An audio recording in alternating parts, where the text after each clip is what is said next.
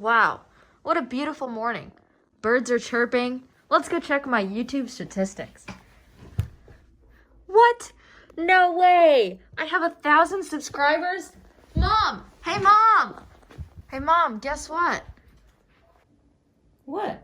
Mom, I hit 1,000 subscribers on YouTube today.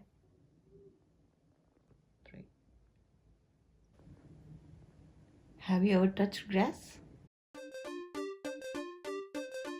Hello, my name is V. I swear my mom is actually really supportive of me. Anyway, thank you so much for 1,000 subscribers. To celebrate, I've made a community Discord server, which you can join in the link in the description. I'll see you there. And I'll also make an announcement in the community tab when I get access to it, which should be within the next couple of days. But anyway, welcome to this week's episode of Keeping Up with the Dream SMP. It's not a ripoff of Keeping Up with the Kardashians. Please don't sue me.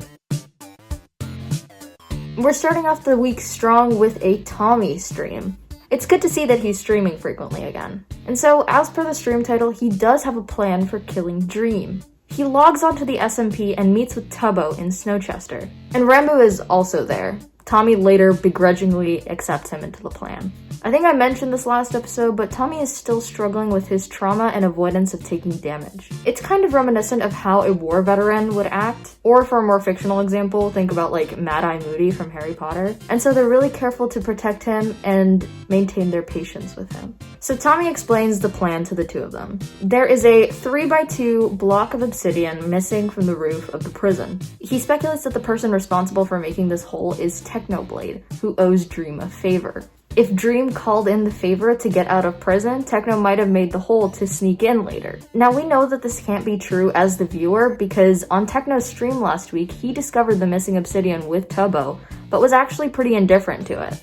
But it's what Tommy seems to think. So he decides he wants to build a watchtower to try and see how Techno would enter the prison. After they figure it out, they sneak themselves in to assassinate Dream. Tubbo is kind of apprehensive to this.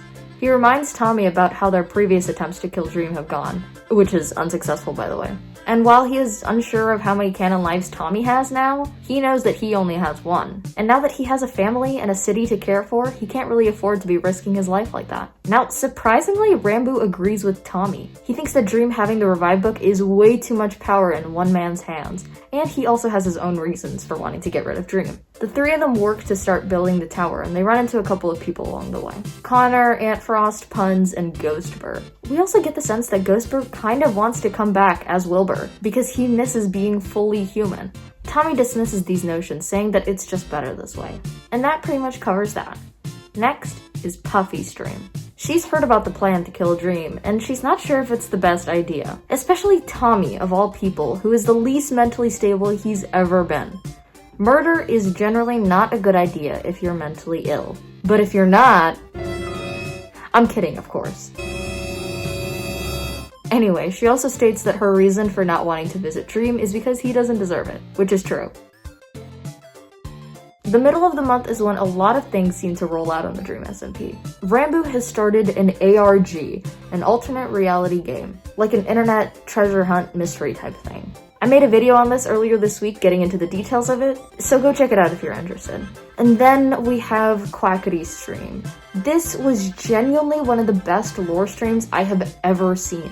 If you can, go watch the full VOD. It is a cinematic masterpiece and it's only about an hour long. I feel like Quackity has always been the comic relief character on the Dream SMP, but we see a completely different side of him here. When he talked to Tommy last week, he talked about how well his business ventures were going. He also repeatedly mentioned that he was about to become a very rich man. Now the first thing he does on stream is meet with Bad Boy Halo. As Bad talks about how the egg will reign supreme, he says that Bad is just being used and he doesn't know what real power is. In response, Bad tells him to stay out of the way. Quackity says something along the lines of, "Let me show you real power," and takes Bad to his country, Las Nevadas.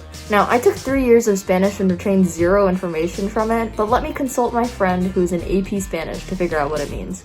Las Nevadas, the snowfalls. Oh. I guess I could have googled that, but thanks. It's pretty fitting considering that it's a snowy biome. We move on to the next scene, where Quackity looks in a chest to find a note from Glat. the ghost version of Schlatt. He follows the instructions and goes to Glatt's underground gym, where the two briefly connect. Eventually, Glatt brings up the Revive book, subtly asking if Quackity will go get it for him. And in response to this, Quackity offers a gamble. If Glatt wins, he gets the book. But if Quackity wins, Glatt basically owes him indentured servitude for eternity.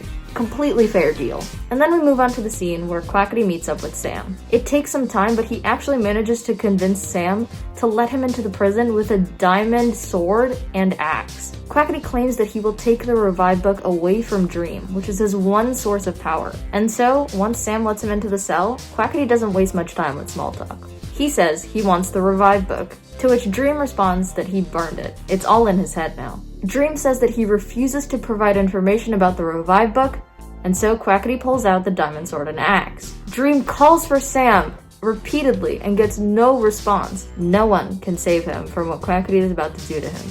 And then we cut to the final scene, where Quackity goes to stare at what's left of El Rapids. El Rapids was a country that was close to L'Manberg. It was actually referred to as Mexican L'Manberg. So when L'Manberg got turned into a chunk error a few months ago, its people fled in terror. There's this really intense moment where we see him come out of the prison with this scar down his eye and blood all over his clothes. So he's staring at the poster of him and his friends in El Rapids and removes all of the faces before going to destroy the pyramid-type structure within the city. Now at the very end, we cut to an IRL scene. Check this out.